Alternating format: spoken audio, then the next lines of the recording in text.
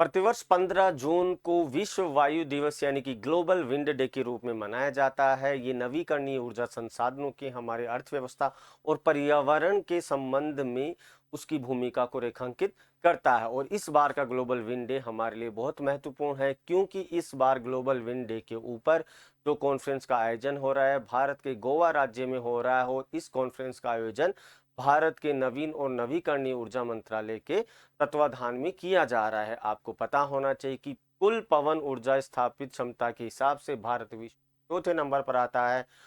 और इसके अतिरिक्त भारत में पवन ऊर्जा की जो संभावित सर्वाधिक क्षमता उपलब्ध है उसमें राजस्थान पहले नंबर पे आता है। लगभग 238 गीगावाट से अधिक क्षमता है 150 मीटर की ऊंचाई के ऊपर। इसके अलावा गुजरात है दूसरे नंबर पर, महाराष्ट्र है, कर्नाटक है, आंध्र प्रदेश है, आपका तेलंगाना है।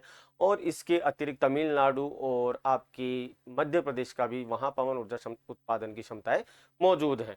आपको ये पता होना चाहिए कि भारत ने वर्ष 2030 तक नवीकरणीय ऊर्जा उत्पादन क्षमता में पवन ऊर्जा से जो लक्ष्य रखा है वो 100 गीगावाट का है, और 2036 तक इसको 156 गीगावाट करने का लक्ष्य रखा गया है, जो वर्ष 2070 तक भारत की नेट जीरो न्यूट्रलिटी यानी कि शून्य कार्बन उत्सर्जन अर्थव्यवस्था बनने की दिशा में एक कारगर पहल साबित होगा। आपको ये पता होना चाहिए कि जो भारत में ग्लोबल विंड कॉन्फ्रेंस हो रही है उसकी थीम है wind energy from ambition to acceleration. और इस दिवस को जो रिकॉग्नाइज किया जाता है वो ग्लोबल विंड एनर्जी काउंसिल और विंड यूरोप के जो एनजीओ हैं उनके दोनों के द्वारा मान्यता प्रदान की जाती है।